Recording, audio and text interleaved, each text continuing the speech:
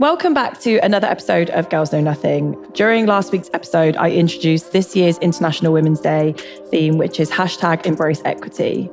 Equity recognises that each person has different circumstances and allocates exact resources and opportunities needed to reach an equal outcome.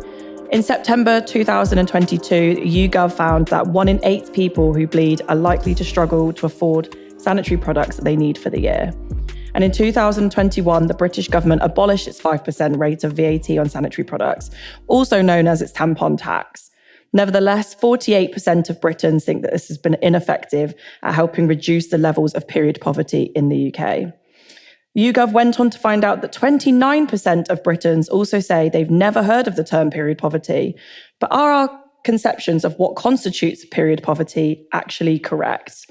Well, here to discuss that with me is Rachel, the Chief Executive Officer of Bloody Good Period.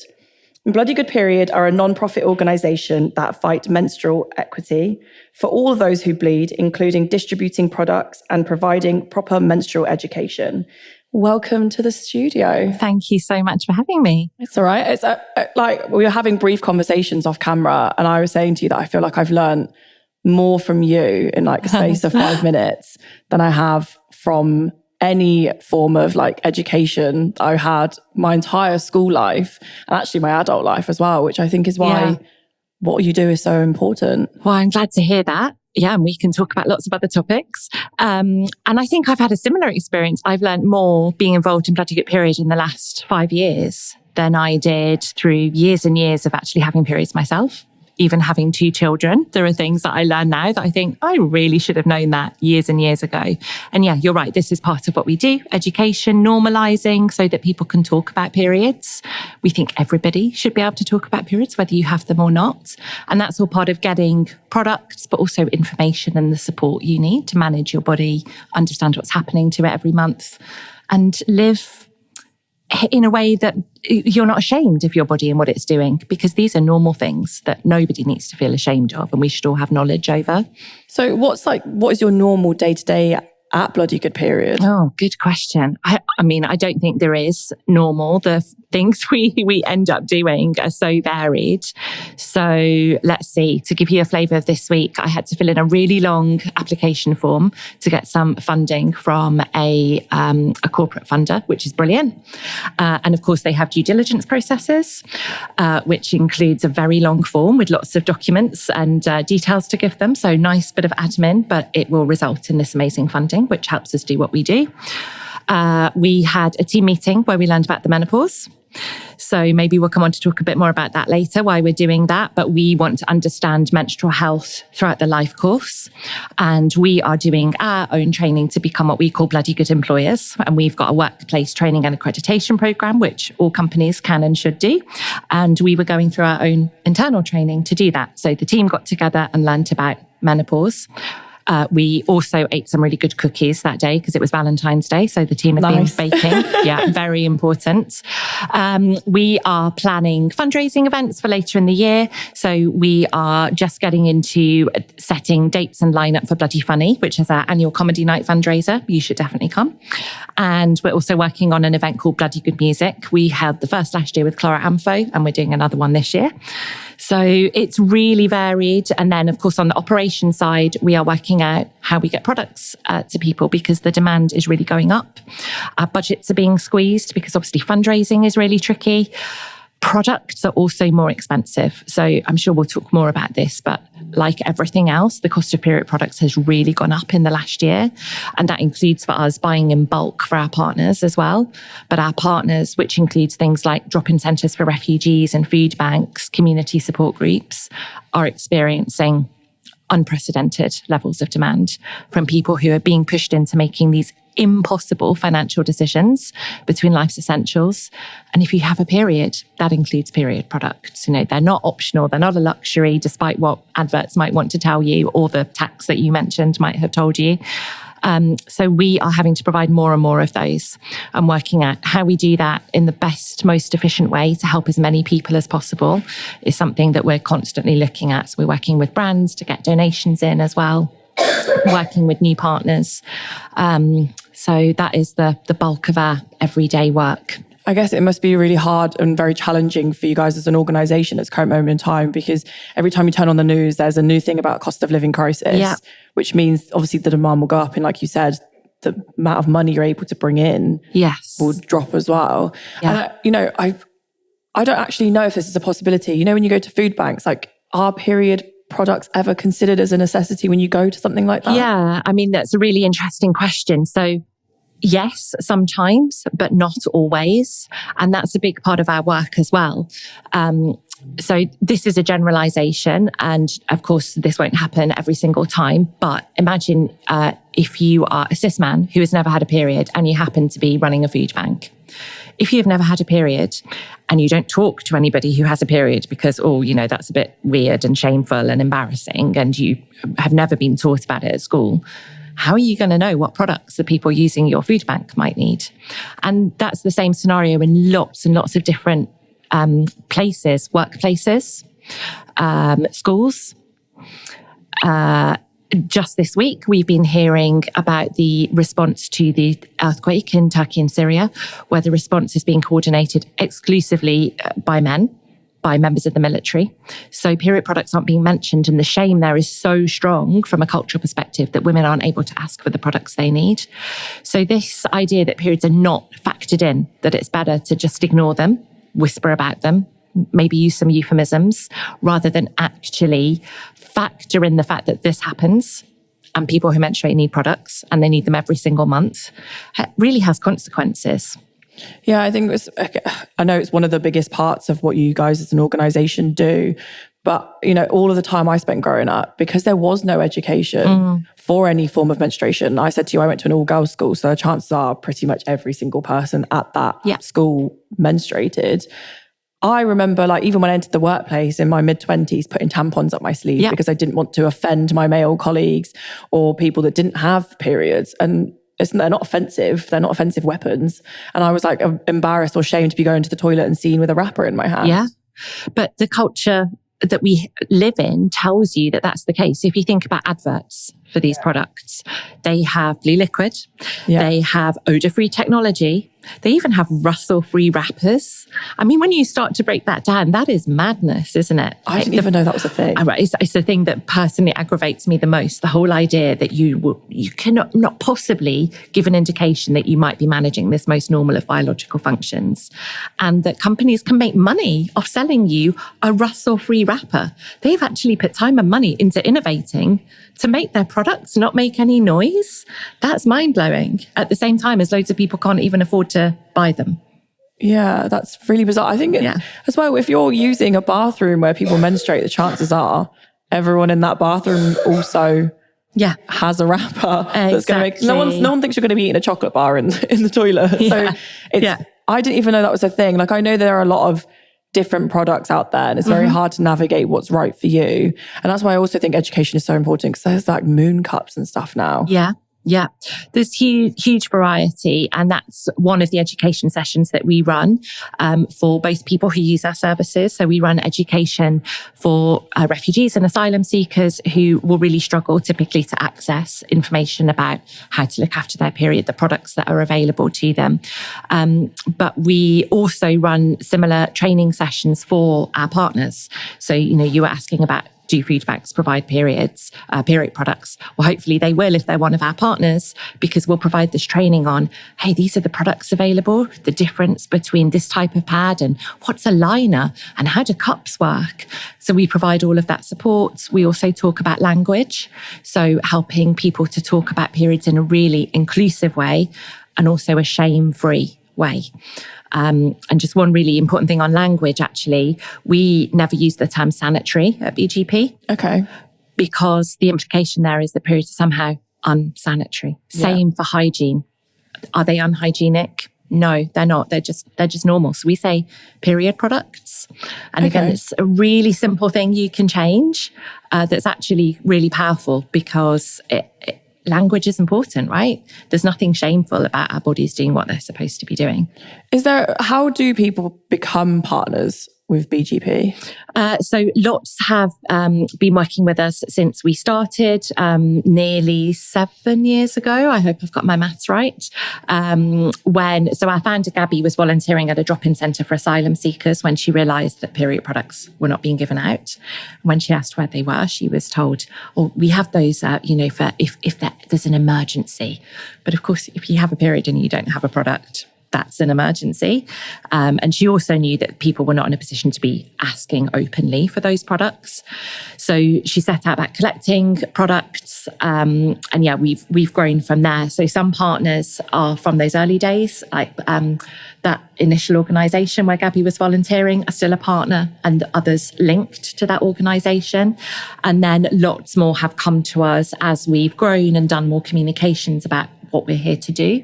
And we have a process by which we talk to them, understand who they're supporting, and how we can best help. So we always want to make sure we can be there for people every single month. There's no use like delivering products 1 month and then disappearing because they're going to need them again the next month.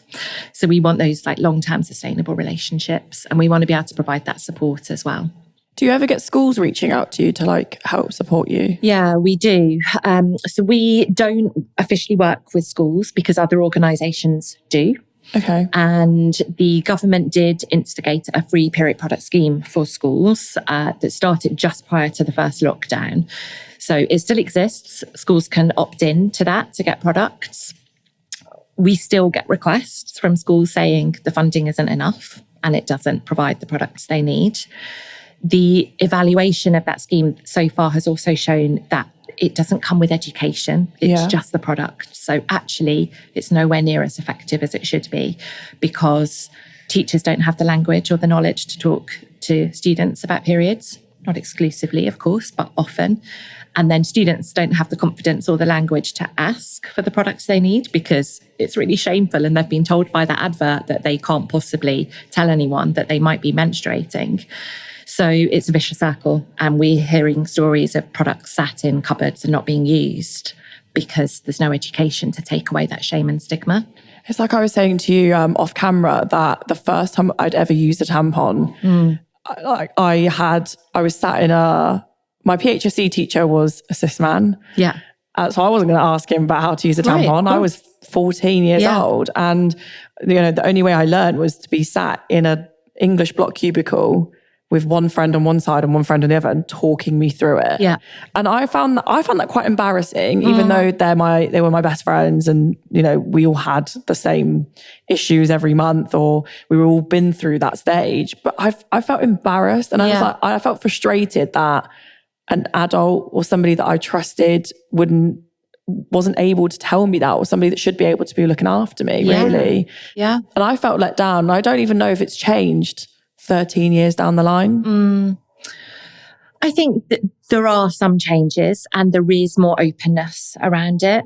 And we've even seen things like some retailers now have a period products aisle instead of a sanitary products aisle. So there is some change, but there's still also a really long way to go. I mean, the stats that you had at the beginning about so many people not even knowing what period poverty is, or that it could be a real, very real issue, I think shows that we've still got a long way to go. And even, thinking about our charity's name, we still get people who are outraged by it. And it is not the bloody word that they're objecting to, because that's quite, a quintessential British swear word. It's not even really a swear word anymore. No, it's the period bit they're objecting to, which blows my mind. You can just see, by my face, that my brain's going, why is that an offensive word? Yeah. And I don't, when you see on social media, especially like Twitter, for example, when someone talks about menstruation, it becomes like people are outraged by it. And I know in certain cultures that when I went to Japan, I bought menstruation products out there. They took them off the counter because I was I don't care. I just put them on the counter. They took them off and put them in a black bag so no one can see what you've bought. And I was like, okay, well, that's your cultural thing, but I would never expect it here. And people think period poverty doesn't exist in the UK. Yeah. I mean, it definitely happens here. So I think there are some supermarket schemes where you can go and ask for products if you can't afford them, which is brilliant. Yeah. Access to products, most important thing. but you have to use a code word. So I forget which name it is, but you say, I'm making it up, but Sandra. And they'll give you a discreet bag of products to take away so that no one can see what you've asked for. Now, I am all for people being able to get the products they need, but the fact that we've built this society that means people have to use code words and then hide the products away for something that is entirely normal, not dirty, and actually responsible for life on the planet. You know, periods are essentially linked to human biology. Yet we've developed this really shameful culture. And of course, it's an extension of sexism, the patriarchy, controlling bodies of women and people who menstruate. It's another means of minimizing, sanitizing, like keeping us quiet. I think as well, when people that menstruate openly talk about symptoms that come with your period, unfortunately, there are a long list of symptoms. But I do think adverts for these products do minimize. Like when people that don't menstruate see those adverts, they're like, oh, it must be nothing because she's riding a horse or she's going swimming. And I'm like, I've never wanted to ride a horse when I'm not on my period. Right, exactly. Let alone when I am. Yeah. Yeah.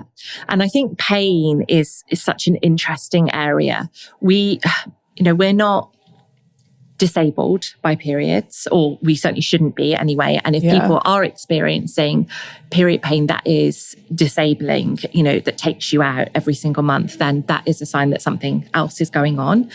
And I think that's another problem often, that people can't reach out for the support they need because their pain has been minimized. They've been told, oh, it's fine. It's all just part of it. And you have to learn to live with it. Most definitely not true. But that leads to things like the diagnosis time for things like endometriosis being years. I mean, I think it's 9 years currently for endometriosis to be fully diagnosed. So 9 years people are living with pain. So it's a real issue. So it has real consequences that we don't talk about those things. Severe pain should always be investigated. Bloody Good Period has some great tips on how to advocate for yourself at the doctors. We've just recently put that on our social media. We'll get it on our website as well. So you can go and have informed conversations where you can advocate for yourself and your needs. I wish we didn't have to provide that kind of support for people, but we do. If you are having severe pain that is taking you out all the time, that needs investigating. Some period pain, I'm incredibly lucky. I don't have a menstrual health condition, but I need ibuprofen every single month. That's fairly standard. And it's fairly standard for a lot of the women and people who have periods who I meet. It's a lot of the stories we hear. But I'm not sure that's really understood by people who don't have periods. And even like if you do have that really fortunate experience of periods, I think it's vital to understand that other people might have completely different ones. Yeah. So this is something we had lots about when we did our research for our Bloody Good Employers programme, that even if you're, a female manager, say, you're in quite a senior position, you're looking after a team, if you have your specific experience of periods and you don't need more than an ibuprofen or 2 every month, but you never talk about periods with anyone else because, shame and stigma and taboo, and it's not professional in the workplace. How could you support someone who potentially has endometriosis or heavy bleeding or needs the flexibility of working from home or more frequent breaks once a month? You can't understand those unless you actually talk about it. No, and I think people fail to realise that when you're costing up a period, it's not just the items that you need to menstruate. It's also the ibuprofen, the chocolate bar. Yeah. It's not the necessity, but, things like that you need to make yourself feel better. Yeah. It all adds up. And when you're doing it monthly as well. Yes. And then there are other items as well. Underwear. Yes. Cleaning your underwear and your bed sheets, replacing them. Those are common occurrences for people who have periods. And we're actually doing a project at the moment trying to factor in all of those costs so we could get an accurate picture of what a lifetime cost of a period will be, because it's not just products, and those are expensive enough. It's all those other things. And then if you start to factor in, I have to take time off school or work, so I've got missed income potentially as well, then it's huge. It's really huge, which when you're in the middle of a cost of living crisis, so all those budgets are under pressure from all directions.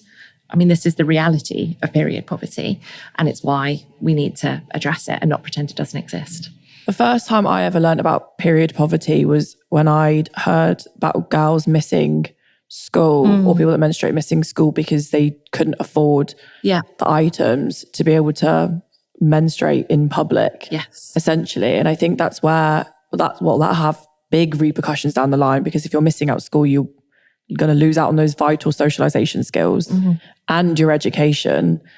I guess that's probably why the education you guys provide is so important. But then I think that a lot of people that don't realize that your period isn't just 3 days or 5 days in a month, that it's a whole lifetime experience, and you're going to forever play catch up to that unless somebody really steps in.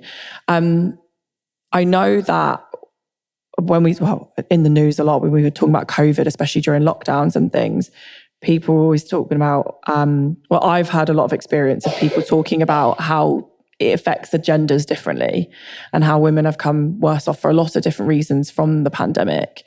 What was Bloody Good Period's experience of working with menstruation during the pandemic? Yeah, I mean, the demand went up hugely in the early days. So that first lockdown where, we weren't prepared for the reality of what that was like. We were supplying entire wards of NHS hospitals with period products for frontline workers, because they were either working so many hours that they couldn't get the breaks or to leave to access period products, and they're not provided in hospitals, which again is crazy when you think about it. Or if frontline workers were making it to the shops, they were finding there weren't any left because they were being stockpiled in much the same way that loo paper or pasta was. Yeah. It's a bit crazy looking back. But if we needed a sign that these are essential, then stockpiling is it. Yeah. Right? So we were supplying NHS frontline workers with period products. And that didn't, last throughout the pandemic. It was in that really early stage. But I remember thinking, wow, this is a real sign of how essential these products are and how essential our work is. And it shouldn't be. We shouldn't be making that happen. But it's a gap because, again, it hasn't been factored in. And then we saw that pattern replicate, just of increasing demand. So many community support groups set up during COVID, people furloughed, unable to work, having to isolate, people with a lot of health conditions, often which can then have an effect on periods, were isolating and couldn't access period products, sometimes because of shortages, often because they couldn't afford them. So we entirely changed our way of working during the pandemic to meet that need. So we started sending products out directly to our partners rather than operating kind of a physical distribution system. And I mean, the small operations team we have, it's 2 people. They did an incredible job meeting that level of demand, making our system work for the lockdown restrictions. And actually, that's something we've stuck with. So we've got a really, really efficient model that we're really proud of. It means we can get products all over the country. We buy them in bulk. We buy exactly the products that people request, rather than giving the products people donate, because they are not always the same thing. No. Guaranteed to be new. In date, again, we had huge problems pre-COVID with people donating, tatty pads that have been at the bottom of your handbag for a month, but also out-of-date tampons, because lots of people don't know that tampons expire. I They do. did not know that either. Tampons expire, check your dates. So we've got a really efficient model now, honed by lockdown. So, it's good that silver linings have come out of it. But that's when we really saw demand starting to go up dramatically. So to have the cost of living crisis so soon after that, I mean, it's just really one crisis after another. And then, of course, on top of those crises, we support refugees. And there are so many crises around the world that people are fleeing from, that demand has gone up there as well. So in the last year, we've been supporting people from Ukraine, of course, but also from Iran, Iraq, Afghanistan, Sierra Leone, countries that are not in the news anymore, but the need is still there. Yeah, and I guess it's providing products that people need as opposed to just whatever is donated is because everybody has a preference, and it's a luxury for, I know that I'm privileged to be able to have my preference in brand, in the way that you use them. Yeah. And I think if I was in a situation where I had to change completely, I wouldn't feel comfortable. Absolutely. And we always prioritize what the people who we're working with want, what their preferences are. They know themselves and their bodies and their periods. That's what matters most. So we run education sessions on the types of products that are available, but we never say, and you should really use X, Y, and Z. That is not our place. And especially where we're talking to refugees, for example, been through indescribable trauma.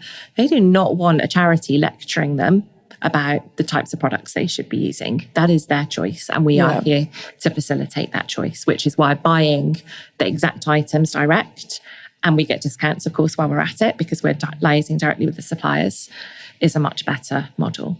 Why do you think some members of the public get so angry about open conversations on menstruation?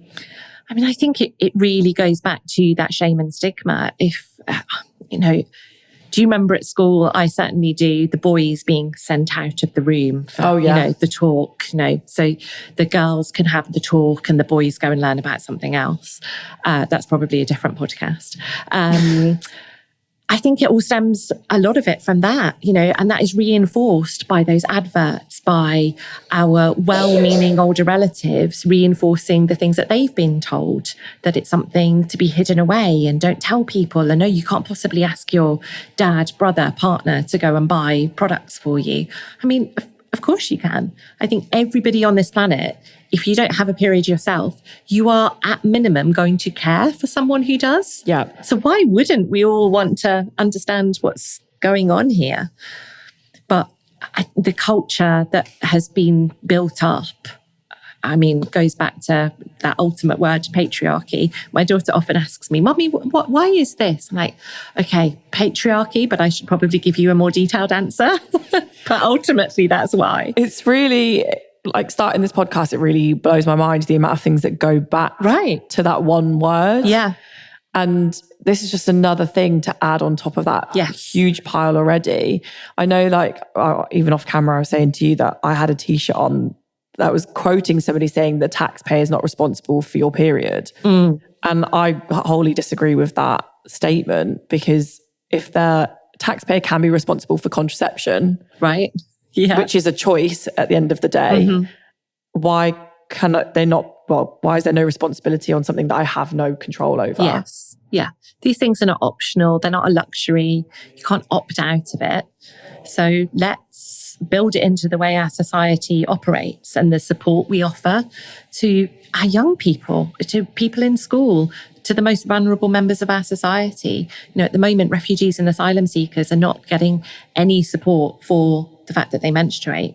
So we might work with a family who have teenage daughters in the house. There's no extra money to provide period products for them, even though lots of those people have also been through trauma, which means their periods are incredibly heavy. Yeah. And we hear that a lot from the people we work with, but it's just not part of the consideration we make. And of course, that's an active choice when we look at the hostile environment that is being targeted at refugees and asylum seekers, especially right now. I think earlier you made a comment that was that blew my mind about how there's a conversation about whether women should take contraception so they don't menstruate. Yeah. And I think that's a really unfair and big ask for somebody to do. You're essentially saying that I would rather pump you with hormones than provide it's essentially a piece of cotton, just put in a really fancy way. Yeah, yeah. And I remember, so this was a request we had from a magazine, so to provide our expert comments on whether this was a way that women and people who menstruate could save money during the cost of living crisis, go on the pill, stop your periods. Hey presto, you don't have to buy pads. And myself and another member of the team had to read it several times to check we were understanding that we really were being asked this, because it felt like we slipped into The Handmaid's Tale or something. I mean, hormonal contraception is a brilliant choice for some people, but it should always be that, a choice and an informed one, because that has consequences as well. It should never be a way of controlling your body so that you can afford to exist. That's really wild when you start to think about it, and not something we should be asking people to do in comparison to, you're right, the very simple step of just making products more accessible for people. I think it's, as well, when we were talking about it, it blew my mind a little bit, because surely providing contraception is far more expensive than it is at providing menstrual products. Yeah. And this whole time we've been doing this podcast, that's all I've been thinking about. I was like, it was probably somebody who doesn't menstruate that thought this was a good idea in the first place, or even a possibility. But like I said to you, like I'm not on any hormonal contraception because that's the best choice for me. And thinking about the difference between the two of us, like me on hormonal contraception was really bad for like my mental health. Yeah. So to be asked to do that against my own choice, I'm very, like I keep saying, I'm very privileged to not have to be in that situation, but I couldn't imagine having that on top of a lot of things that people are already dealing with. Yeah. And often that's a line we use a lot. We provide products so that people just have one less thing to worry about. Because if you are dealing with having to flee your home country because of war, or you've lost your job because of the pandemic, or your household budgets are under pressure because of the cost of living crisis, to have to worry about managing your period on top of that, it just shouldn't be an issue. It is. So we're here to get those products to people, but it's quite a simple thing that you can provide and take that stress and worry away from people. And it does cause stress and worry. You know, we were talking about schools earlier. We've had a real flurry of emails recently from parents who are saying their teenage daughters are not being allowed to leave class to change their period product. They are being told they need a medical note in order to leave class. A period is not a medical condition, it's just a reality. It has consequences because they're sitting there worried about leaking. And imagine if you do leak, what is going to happen next, given all that shame and stigma that we've talked about? So what might you do next month? I just stay at home. Yeah. I'm sat here like nodding my head because I can remember being in those exact same situations, especially like when the teacher doesn't menstruate, so then doesn't understand like, well, you should have gone at this time. And it's like, well, I didn't decide that now it was going to start. Exactly. And especially as a young person having periods, your cycles will be unpredictable to start off with. I can vouch for that. Right? That's just a reality. It's how it works at the start of the process. So you can't be held responsible for not knowing it was going to happen. It's what happens. Earlier, you were talking about how Bloody Good Period now educate on the whole life cycle of, the lifespan of your menstruation. Yeah. And I said to you that I know nothing about menopause, apart from the fact it will happen at some point in my lifetime. Yeah. Why is it so important that we also learn about menopause when we talk about menstruation? There's been such a focus, I think, on menopause recently. Lots of media conversations around it. Lots of women who've experienced menopause or who are experiencing it talking about it. I think that's brilliant. We need to understand all the stuff that comes before it, as well as the end of that process, i.e. menopause. Just for understanding what our bodies are doing, but also someone on my team came up with this amazing line about menopause stigma and that sense of shame about it, because that definitely exists. It's basically the same menstrual stigma that we've been talking about throughout, with ageism on top. Yeah. Right. So we've got to tackle that because it is stopping women from working, from participating in society fully, from being able to live a full life. If you look at rates of mental health issues, they peak amongst women going through menopause, or in those years where they're likely to be going through menopause. We shouldn't be subjecting women to that. We can do stuff about this. And information, as we talked about, is one of the biggest things. I've had friends who are the same age as me be told, you can't possibly be going through menopause, you're too young. No. This is the age I am is precisely the right age for perimenopause, that period of up to 10 years before your periods stop, to be experiencing symptoms.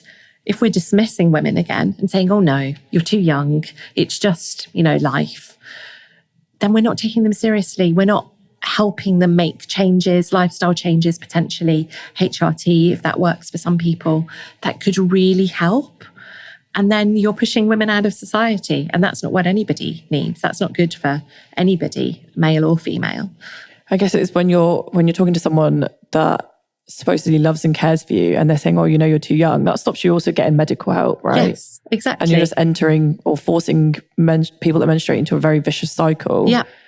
And even when I was younger, my mum, she won't mind me saying this, when my mum was going through like the premenopausal stage, like I just didn't understand. And there was only other 2 men in my house who definitely didn't understand.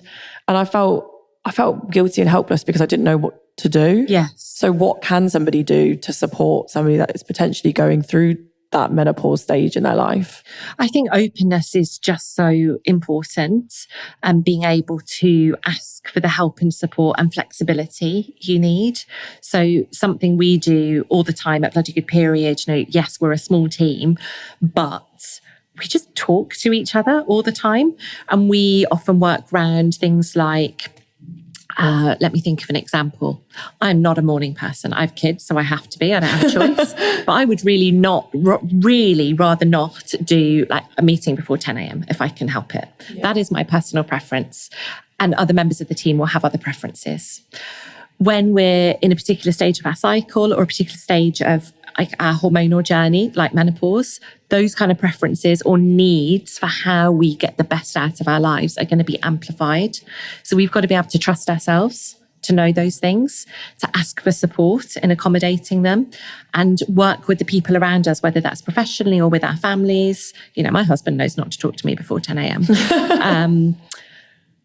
To make life work in the best possible way, rather than going, oh, well, I just have to suck it up and get on with it because that's how life is. We can shape life to be how we need it to be, to work for us. And everyone's going to be different. But understanding how our hormones and our bodies are working is such a key part of that. And if we don't talk about it, what chance have we got of really designing a life that works? What would you say to businesses that don't necessarily believe that learning about menstruation is important for their inclusion policies? I mean, they're totally wrong. It's so interesting. Everything we talked about today really underlines this thing we often say at BGP, that periods are like a lens or a gateway to so many other issues about equality and equity, making sure that people's needs are factored into how we set up workplaces, for example. And that's why we have developed our Bloody Good Employers programme, so that we can improve the culture, the communications and policies around periods, because it has benefits for everybody, but it can start to help you really think about, are we being inclusive of everyone? Are we meeting everybody's needs? Do we have flexible working for women and people who menstruate, but also for people who don't menstruate? Because flexible working has benefits for everybody too. So it's a starting point, but it opens up so many other conversations.